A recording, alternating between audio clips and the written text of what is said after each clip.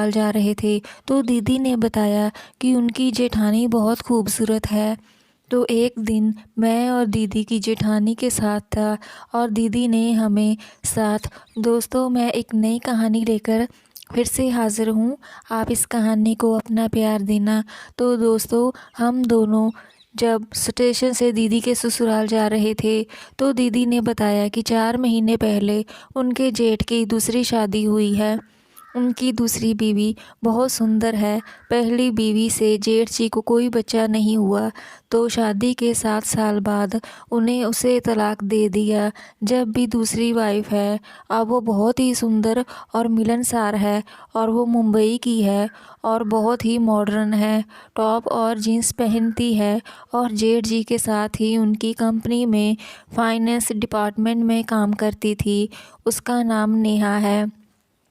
यही सब बात करते करते हम दीदी के ससुराल पहुंच गए। दीदी का ससुराल पैसे वाला घराना था। हम लोगों ने भी इसलिए जल्दी से शादी कर दी थी कि हमारी दीदी शादी के बाद राज करेगी। जब हम घर पहुंचे तो दीदी की सासू माँ और जेठ हॉस्पिटल के लिए निकल रहे थे तो दीदी ने उनके पैर छूकर आशीर्वाद लिया। तो दीदी की सासू माँ ने हमें आराम करने के लिए कहा और खाना बनाकर हॉस्पिटल लेकर आने को बोला। फिर सासू माँ चली गई। हम दोनों ने जब घर में प्रवेश किया तो दीदी के जेठानी नेहा और उनके साथ एक और खूबसूरत लेडी बाहर आई। नेहा दीदी से गले लगकर मिली और बोली, ये है मेरी बहन नैना दीदी, ये है मेरा छोटा भाई अक्षय। प्यार से हम इसे सब सन्नी कहते हैं। नेहा ने मुझसे हाथ मिलाया और उसके बाद नैना ने भी हाथ मिलाया और ये देखते ऐसा लग रहा था कि दोनों बहुत मॉडर्न है। कुछ मिनट बाद दीदी अपने कमरे में चली गई और इस बंगले की पहली फ्लोर पर था। दीदी की ससुराल का घर 3 मंजिल बंगला था। दीदी और उनकी जेठानी पहले फ्लोर पर रहते थे और उसके फ्लोर पर गेस्ट रूम भी था। गेस्ट रूम में नैना रुकी हुई थी। दीदी अपना सामान बेडरूम में लेकर चली गई और मुझे दूसरे गेस्ट रूम में ले गई, लेकिन वहाँ पर वॉशरूम नहीं था तो मुझे पहले फ्लोर का वॉशरूम यूज़ करना पड़ रहा था। जब दीदी मुझे गेस्ट रूम में लेकर गई तो मैंने दीदी से कहा, दोनों बहुत सुंदर हैं दीदी। दीदी बोली, हाँ दोनों सुंदर तो हैं। मेरे जेठ जी भी मेरे हस्बैंड के जैसे पूरा दिन पैसे के पीछे भागते रहते हैं। मैं बोला, ट्राई मारूं क्या? दीदी बोली, संभल कर, ये मेरा ससुराल है। मैं बोला, चिंता मत करो दीदी, सब कुछ आराम से करूँगा। दीदी ने मुझे गुस्से से मेरी ओर देखकर एक आंख मारी और बाहर चली गई। दीदी बाहर गई तो मैं फ्रेश होने के लिए बाहर के कॉमन बाथरूम में चला गया और दीदी अचानक से आ गई। जब मैंने देखा तो नैना दीदी थी। जल्दी ही मैं नहाने लगा। कुछ समय बाद जब मैं नहाकर बाहर आया तो नैना और नेहा दोनों ही मेरी तरफ देखकर हंस रही थी। हाल में ही उस समय कोई भी नहीं था, सिर्फ मैं और नेहा थी। नैना बोली, कैसे हो, किसको याद कर रहे थे?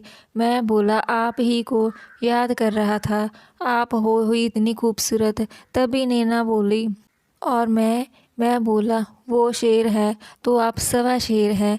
अब जब मैंने देखा कि दीदी अपने रूम में मुझे देख रही थी और मुस्कुरा रही थी, दीदी ने हमारी सारी बातें सुन ली थी। फिर मैं अपने रूम में गया और कपड़े चेंज करने में हॉल भी पहुंचा तो दीदी नेहा और नैना शाम का नाश्ता और चाय लेकर बैठी थी। दीदी ने मुझे भी चाय, चकली और ड्राई फ्रूट के अलावा खाने के लिए भी काफ़ी कुछ चीज़ें परोस दी थी, लेकिन मैंने सिर्फ ड्राई फ्रूट ही खाए और चाय पिए। बाद में दीदी ने ड्राइवर से कहा कि वो गाड़ी निकाल ले, सब पिताजी दीदी के ससुर जी को देखने हॉस्पिटल जाएंगे। जब हम गाड़ी के पास पहुँचे तो दीदी ड्राइवर के बाजू में बैठ गई और मुझे नेहा व नैना के बीच में बिठा दिया। मैंने भी समय का लाभ लेते हुए अच्छे से एंजॉय किया। दीदी लेफ़्ट साइड के साइड मिरर से सब कुछ देख रही थी और मुस्कुरा रही थी। उनसे नज़रें मिलाते ही उन्होंने मुझसे इशारा किया कि संभल कर, ड्राइवर देख रहा है। कुछ समय बाद ड्राइवर ने कहा, हॉस्पिटल आ गया है, मैं कार बेसमेंट में पार्क करूं या ओपन एरिया में। मैंने कहा बेसमेंट में ज़्यादा अच्छा है। जब तक गाड़ी बेसमेंट में पहुंची, फिर गाड़ी में उतरकर हम लिफ्ट के दूसरे फ्लोर पर आ गए जहां दीदी के ससुर जी आईसीयू में थे। वहां हम चल गए। मैं, दीदी, जीजू के भाई, दीदी की सास, जेठानी और उनकी बहन और सब आईसीयू में बाहर खड़े थे। कुछ समय बाद डॉक्टर साहब अपनी पूरी टीम के साथ आईसीयू के राउंड से बाहर आए और बोले कि पेशेंट दीदी के ससुर जी को 3 घंटे बाद प्राइवेट वार्ड में शिफ्ट करना पड़ेगा।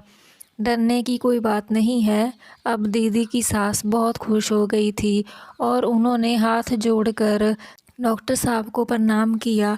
डॉक्टर साहब ने भी उन्हें प्रणाम किया और चले गए। अब सभी के चेहरे एकदम तनावपूर्ण हो गए थे। कुछ समय बाद जीजू ने कहा कि उन्हें एयरपोर्ट जाना है। उनकी बहन और जीजू मुंबई से आ रहे हैं। मेरी दीदी भी जीजू के साथ एयरपोर्ट जा रही थी। जीजू ने ड्राइवर से कहा, एसयूवी निकाल लो और कार भी चाबी नेहा भाभी को दे दो। ने दीदी की सास ने कहा, मैं और तेरे बड़े भाई रात में यहीं रुकेंगे और कल सुबह घर आएंगे। हम सब बेसमेंट पार्किंग में पहुंचे तो नेहा दीदी ने कहा, और मैं नैना को कुछ शॉपिंग के लिए मार्केट जा रहे हैं, सन्नी भी हमारे साथ मार्केट देख लेगा। दीदी बोली, हाँ ठीक है ना, इसे भी मार्केट दिखा देना। नेहा बोली, हाँ ये भी हमारे साथ मार्केट घूम लेगा। अब मेरी ओर देख कर दीदी ने आंख मार दी। दीदी जीजू गाड़ी लेकर निकल गए और पीछे पीछे हम भी कार से निकल गए। नेहा और नैना दोनों आगे बैठी हुई थी, मैं अकेला पीछे था। दोनों गाड़ियाँ मेन हाईवे पर चल रही थी। कुछ समय पश्चात दीदी की गाड़ी जो हमारे आगे चल रही थी वो लेफ़्ट साइड पर टर्न हो गई और हम हाईवे पर सीधा आगे बढ़ गए थे। कुछ समय बाद नेहा ने गाड़ी लेफ़्ट साइड पर रोकी और नैना जल्दी से गाड़ी से उतरकर पीछे आकर बैठ गई। मैं समझ गया था कि इन्हें भी मेरी तरह ही मेरे साथ बैठना है। गाड़ी थोड़ी दूर जाने के बाद लेफ़्ट साइड पर टर्न हो गई। गाड़ी टर्न होते ही नैना ने मेरे ऊपर गिरने की एक्टिंग की और फिर काफ़ी देर तक वो सब ऐसे ही होता रहा। फिर वो सब बाद में नैना बोली, मेरे हबी के पास तो इनकी तरफ देखने का टाइम ही नहीं है। मैं बोला, तुम तो मुंबई में रहती हो यार, मुझे ही याद कर लिया करो। तब नैना बोली, मुझे क्या पता कि तुम मुंबई में रहते हो, मैं 10 दिन बाद मुंबई आ रही हूँ, फिर मिलकर ध्यान करेंगे। मैं बोला, अगर तुम्हारे घर कुछ इशू हो तो मेरे घर चली आना। बातों बातों में मैंने नैना को काफ़ी कुछ दिखा दिया था। गाड़ी के चारों गिलास ऊपर तक 100% चढ़े हुए थे। उस समय शाम के 7:30 हो चुके थे, इसलिए किसी को कुछ भी नहीं दिख रहा था। नैना बोली, देखो गाड़ी की सर्विस अच्छे से कर दो। फिर वो सब के बाद मैं पीछे की सीट पर जाकर लेट गया। मैं बैक सीट पर लेटा हुआ था। अब नेहा आ गई। फिर नेहा की गाड़ी की सर्विस की। फिर वो सब के बाद नेहा के घड़ी देखी तो 8:30 का टाइम हो गया था। अब हम तीनों घर की ओर निकल पड़े।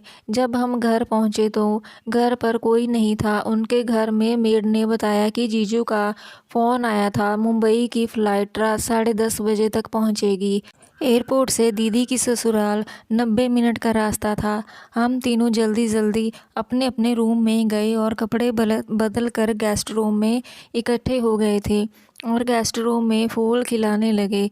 नेहा ने बताया था कि इसे पैसा तो खूब मिला लेकिन अच्छे से सर्विस करने वाला नहीं मिला। लेकिन सन्नी, तुमसे मिलकर अच्छा लगा। हम लोगों ने लगभग 1 घंटे तक अच्छे से सब कुछ सर्विस किया और फिर वो सब के बाद कपड़े चेंज करके हॉल में आकर सोफ़ा पर बैठ गए। फिर नेहा ने मेड से चाय बनाने को कहा। तब तक दीदी और जीजू भी आ चुके थे। तब दीदी को मैंने चुपके से इशारा किया कि दीदी काम बन गया। इस पर दीदी भी खुश होकर अपने रूम में